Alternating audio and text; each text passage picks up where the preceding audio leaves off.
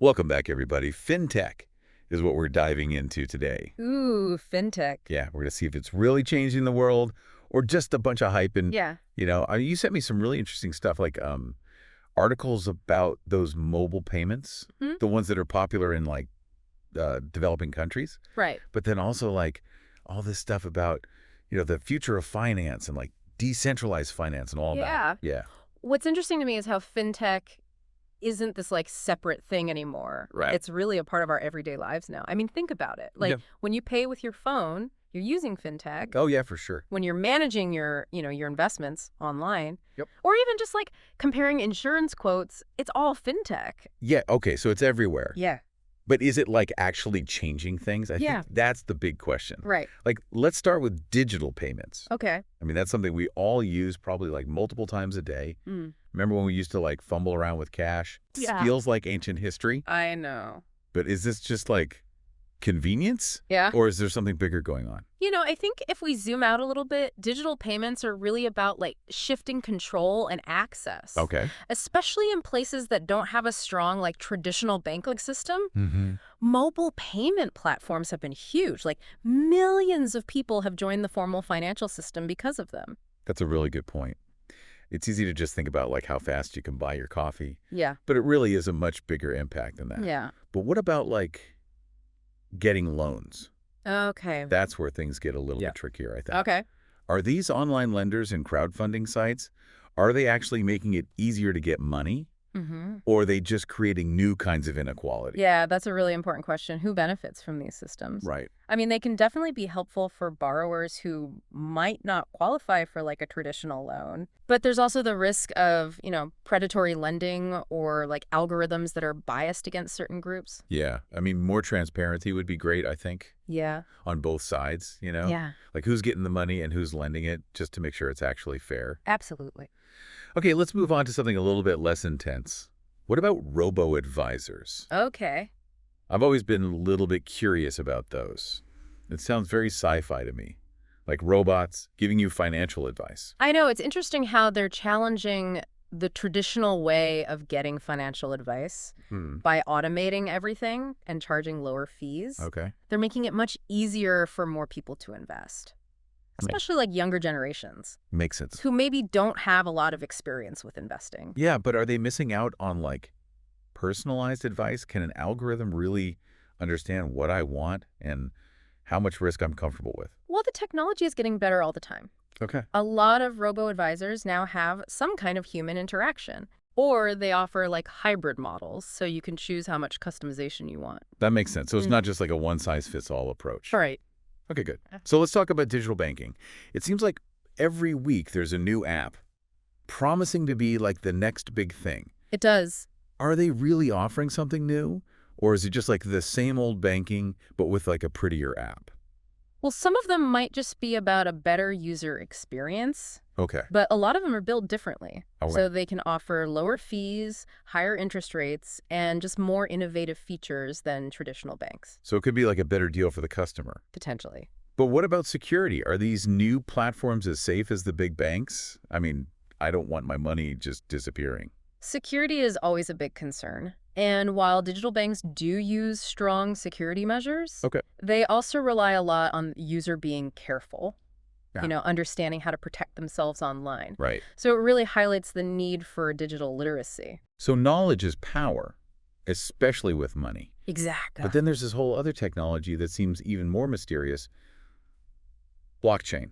Yeah. Everyone talks about Bitcoin. Right. But honestly, I'm not even sure I understand what blockchain is. It's definitely a complicated topic, Yeah. but imagine like a digital ledger that's shared across a whole network of computers. Okay. So it's super secure and transparent. Yeah. And while cryptocurrencies like Bitcoin are the most famous use, blockchain can be used for a lot more than that, Okay. like managing supply chains Okay. or even voting systems. Interesting. Okay, so it's not just about like digital money, Right. but is it really as secure as people say? I mean, we hear about hacks all the time. Yeah. Is it really like unbreakable? Well, blockchain itself is very secure, Okay. but problems can happen with the apps built on top of it.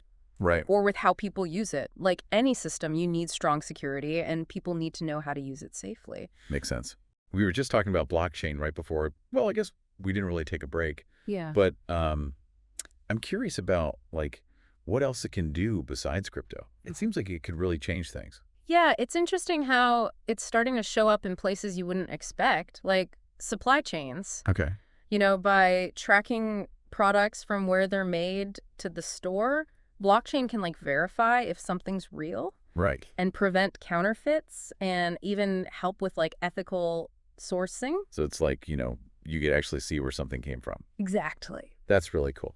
Especially for things like food or like expensive clothes where you want to know the story behind them. Right. What about uses that are closer to like actual finance, though? Well, people are looking at blockchain for trade finance, Okay. where you have all these complicated transactions between different companies. Yeah. Blockchain could make that smoother and cheaper. Makes sense. And it's being tested in real estate, too. Oh, wow. For like registering property and transferring ownership, Yeah. which could make it faster and more secure. So it sounds like blockchain could just simplify so many things that are Yeah. like bogged down with paperwork and middlemen. Yeah. Okay, let's move on to another tech that seems really powerful. Okay. Artificial intelligence Yeah. or AI. It feels like it's getting into everything, It really is. including our money. It is. AI's uses in finance are, they're huge. Yeah. And they're changing all the time. We already have it for fraud detection. Mm-hmm. Those systems that look at transactions to see if anything's fishy. Right. And those AI chatbots are getting really good. Yeah. Like they can handle customer questions and even give financial advice now. Yeah. But what about the human side of things? Mhm. Are we losing something by letting algorithms make decisions about our money? Yeah. I mean, can a computer really understand my situation and my goals? I think it's a valid concern. Yeah. And it's important to find that balance between, the automation and the human expertise. Some AI is meant to help humans. Yeah. Not replace them. Giving advisors better tools to analyze data and understand things. Right. But the final decision should still be made by a human. So it's about giving them better information, not taking their jobs. Right. But with AI, there's always that question of bias. How do we know these algorithms are being fair? Especially when it comes to things like loans or investments. It's a huge issue, and more people are realizing we need to develop AI responsibly. Okay. That means making sure the data used to train it is diverse, Right. so it doesn't learn to be unfair. And it means constantly checking and auditing these AI systems to make sure they're working the way they should. So transparency and accountability are really important, Absolutely. especially as this tech becomes more and more a part of our lives. Okay, so let's talk about robo-advisors again. Right. They've gotten really popular. But are they actually a good alternative to a human financial advisor? Well, they're making investment management much more accessible. They charge lower fees and can create portfolios based on your risk tolerance and goals. Okay. They might not be right for everyone. Right. Like if you have a really complicated financial situation. Okay. But they're great for new investors. Yeah. Or people who want a more hands-off approach. So it's like having your own personalized investment plan without having to pay a lot for a consultant. Right. But what about like the emotional side of investing? Humans can be kind of irrational, right? Yeah. Driven by fear or greed. Can an algorithm really deal with that? That's where it gets interesting. Some robo-advisors are starting to use behavioral finance, Okay. like trying to nudge people to make better decisions. Okay. So they might send reminders about diversifying Right. or encourage people to stay calm when the market's going crazy. So it's not just about the numbers. It's about understanding how people think, too. Exactly. Okay, let's talk about something that maybe isn't as exciting, but is super important. Regulation. Making sure all this innovation is happening responsibly. And that people are protected.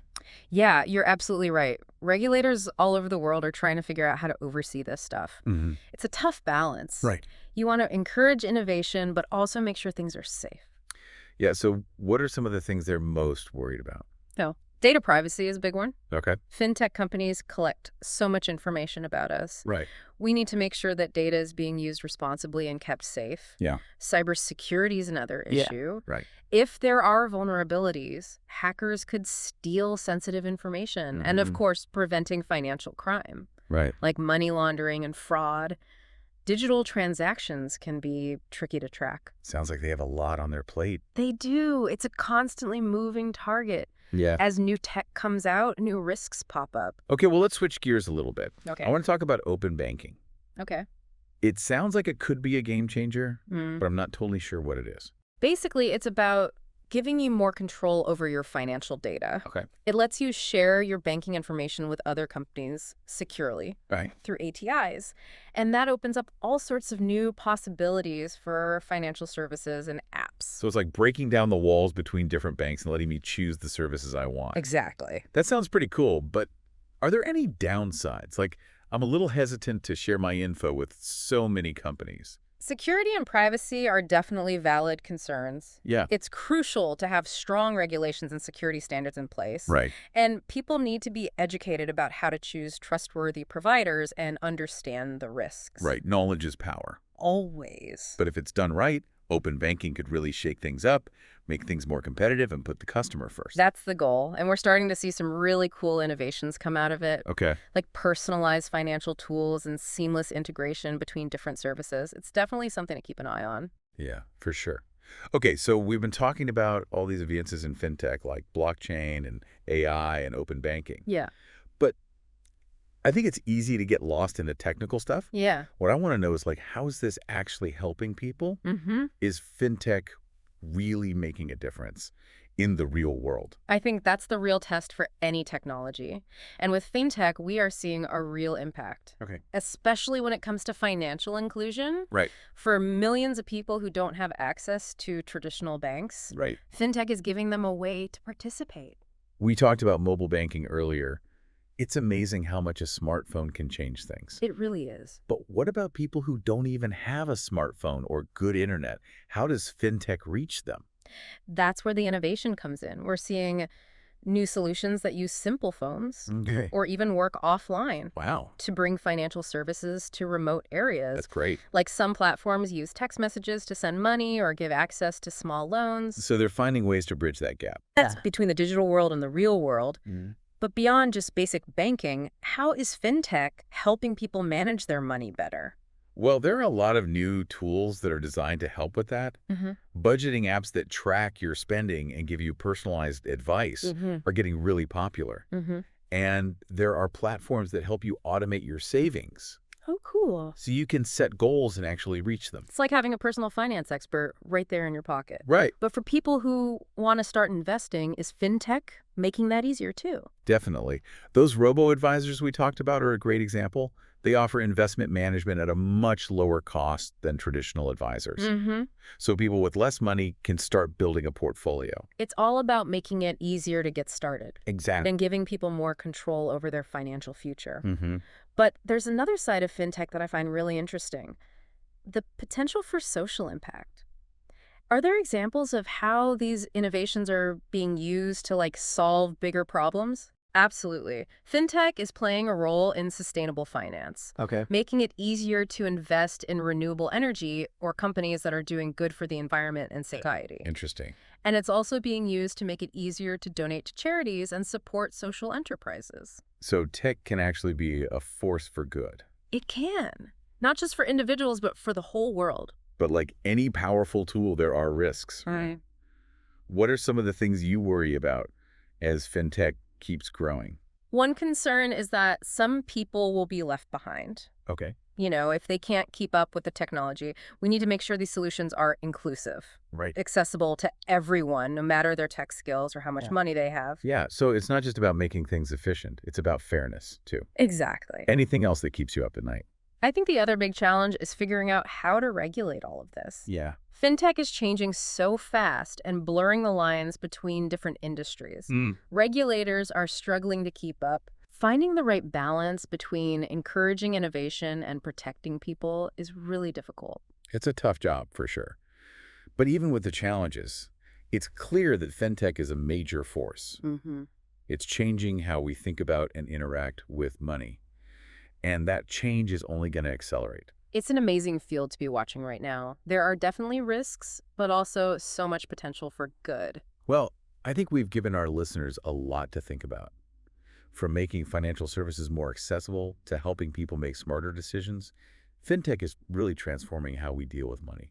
Yeah, and if you're interested in learning more, I encourage you to keep digging. There's always something new happening in the world of fintech.